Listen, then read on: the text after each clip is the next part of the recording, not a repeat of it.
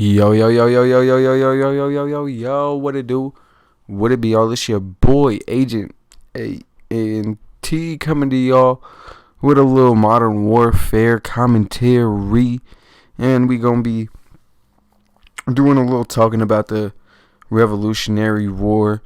And so, everybody thinks the Revolutionary War was America banding together in order to fight the tyrannical British monarchy, but really, that's only like a quarter of the story. Then that whole America United tossed you into the Boston Harbor, then fought guerrilla warfare Viet Cong style and just overpowered one of the most powerful empires of all time, just thanks to General Washington and the belief in liberty and the American way. That whole narrative we learned about in school is bullshit, y'all. Like, here's the Revolutionary War when looking at it in hindsight. Ladies and gentlemen, boys and girls, children of all ages, this is history in hindsight. So, everyone knows the story of the Boston Tea Party, shot heard around the world, Paul Revere's ride, Arnold Benedict betraying America, all that. But a lot of people don't know that a lot of colonists actually supported the British and didn't want smoke with the redcoats like that. So, America, in a sense, was fighting the British and fighting itself because the militias didn't have local support like that. Plus, the rebels had a lot of help from the French, who just wanted to see Britain get their asses kicked by their own colonists. But let's go back and see how it got to that point and take a deeper look at the birth of America. So, after doing some research, I found that there's a lot of background events and political and racial tensions that I'm going to kind of get into before I get into the actual war itself. And honestly, this is probably going to turn into a three-parter because there's just so much history, not just American, of course, but British history to cover. Plus, it's not really talked about, but the French played a key role in the revolution. So let's just start with the 13 colonies' initial complaints to the British Crown about not being represented in Parliament and how it evolved into the revolution. And in the next videos, I'll discuss the actual war and its aftermath. So, the unrest started with the 7 Years' War in 1754, which Winston Churchill would describe as the First World War. And if anybody would know what a fucking world war looked like, it'd be Winston Churchill. So, there was that. So, the 7 Years' War was fought mostly between France and Britain, but Native Americans, slaves, Russians, and even Spaniards would see combat during the 7 Years' War. And the aftermath of the war would set up not only Britain's dominance in Europe, but after taking most of France's colonies in what would become the United States, the unrest between American colonists and the British monarchy, and the colony's lack of representation in Parliament would lead to what would be called the American Revolution. So, in 1765, Britain passed the Stamp Act, which was pretty much Britain trying to impose taxes on their colonies to try and reimburse themselves for the 7 Years' War. So the American colonists felt that while the tax was fairly low, they also argued that Britain's taxation of them was, in general, was unjust because A, the colonies didn't have any representation in Parliament, B, the colonies built an army in defending what was considered British land without any support from the British, and C, the colonies sent just as many troops during the war as the French and the Brits, and helped keep the colonies secure from native and French forces. So, with all that, America was like, how are we finna put in all this work for y'all in wartime? Defend y'all's territories with no financial or even man support, and we can't even get a seat in the government? But y'all want to tax us on paper, and our colonial paper is no good. Y'all just want our gold and silver? Y'all tripping. Y'all tripping. So, the same year, really, they was tripping. They was I thought we only did that to brown people. Y'all trying to do that to us too? No, we know about y'all. We are y'all. The fuck are y'all doing? We not Brits no more, but we Australians. No, anyways. But so with all that, the same year the Stamp Act was passed, the Sons of Liberty was formed, which was pretty much a secret society bankrolled by Samuel Adams to work to advance the rights of 13 colonies and to fight British taxation.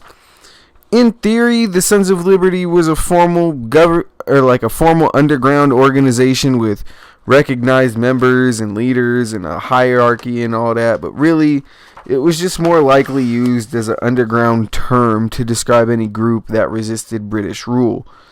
But having a name helped further the cause, kind of gave them an identity, and it helped further the intercolonial efforts against Parliament. And the famous motto, "No taxation without representation," would become the motto for the rebellion, for the entire rebellion around this time. So the colonies saw themselves as an independent nation under British control. Meanwhile, Parliament made it clear that the colonies were just British corporations that were subject to Parliament's laws. Damn, that's so ironic from today. Jesus.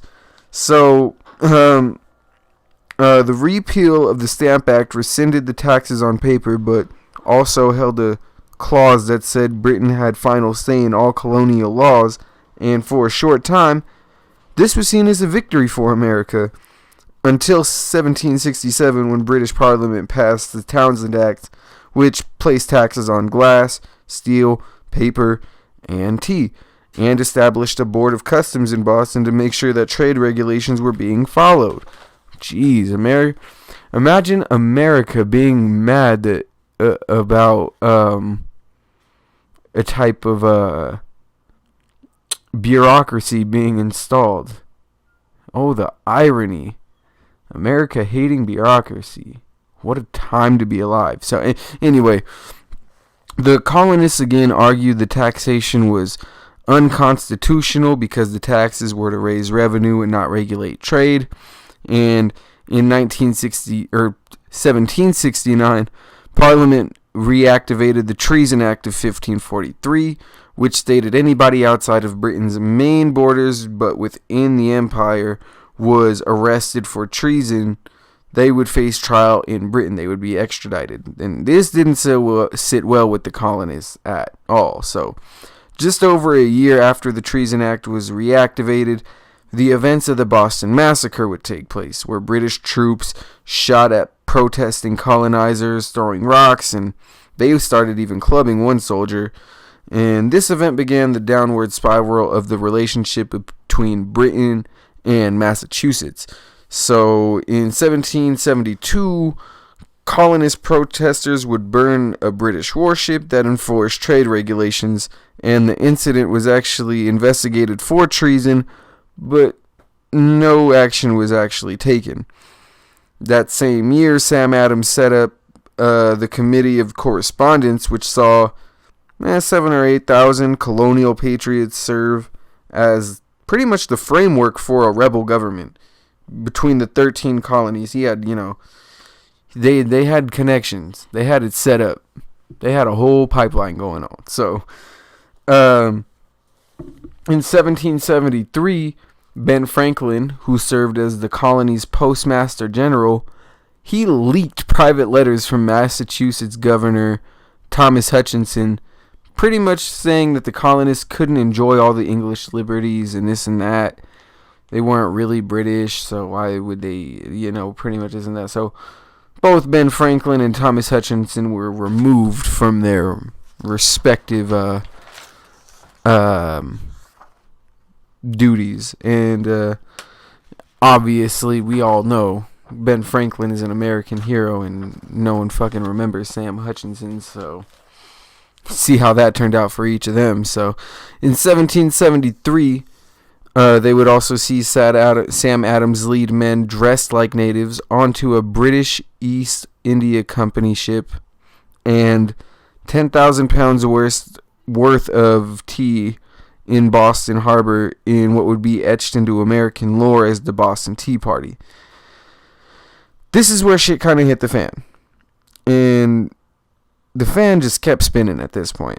Britain at this point was irate and passed 4 acts that pretty much told America, fuck you and your liberty. They passed the Massachusetts Government Act, which restricted town meetings. The Administration of Justice Act ordered all British troops to be arraigned in Britain, not the colonies. So, yeah, we extraditing our own troops. We'll take care of them for them fucking you up. Oh, don't worry, we'll prosecute them. Kind of like how cops are prosecuting cops nowadays, right? Anyways, but they passed the Massachusetts Government Act, like I said, that also restricted town meetings, so they couldn't have meetings. The whole Administration of Justice Act coincided with the Quartering Act of 1774, which made it legal for British troops to be housed in civilian homes without requiring the owner's permission. And then they passed the Boston Port Act, which basically closed Boston's port, set up a trade blockade until the British had been paid back for the little Tea Party incident. In response, Massachusetts formed the Provincial Congress, which began training militia outside of British-occupied Boston. So, in September of 1774, the First Continental Congress, comprising of delegates from all 13 colonies, decided that they would obey British taxes voluntarily, but boycott them in disguise. And these were the first baby steps of what would become the United States of America. And I hope y'all enjoyed the video. This is definitely going to be a 3-parter, because I ain't even got to the war yet. This was just the entire build-up to the whole thing. So yeah, definitely gonna be a 3-parter here, cause this is we get in there though. Like, just crazy to think, we really didn't have the support that everybody thought we did, as far as, like, oh, America was just united and we all band, like, no, like, a lot of people were completely against going against the British, like, how, going against British rule, because a lot of them, they were already wealthy British people, but then they saw, like, oh, we ain't even got a seat, like, we putting in all this work, pretty much governing ourselves, but we getting taxed, and we can't even discuss, like, see, and the crazy thing is, about all this is, it wasn't even the taxing. We knew we had to pay taxes one way or another. It's the fact that we couldn't negotiate how to be taxed in our own government. That was the whole thing. We just wanted a seat in government, and these motherfuckers kept saying no. So we just said, okay, we're going to create our own damn government. But hope y'all enjoyed the video. Like I said, I'll probably got 2 more parts coming out of this. The actual war itself, and then probably the aftermath. But go ahead and leave a like. Comment on maybe some other, historical things that maybe people don't remember as well, or maybe have been, lied about throughout history, I guess, and have misconceptions,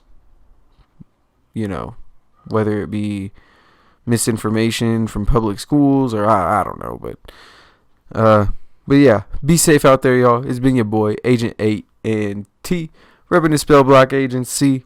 Be safe out there, y'all. Don't get smoked. Got hot content dropping soon, so stay tuned. I'm out. Peace.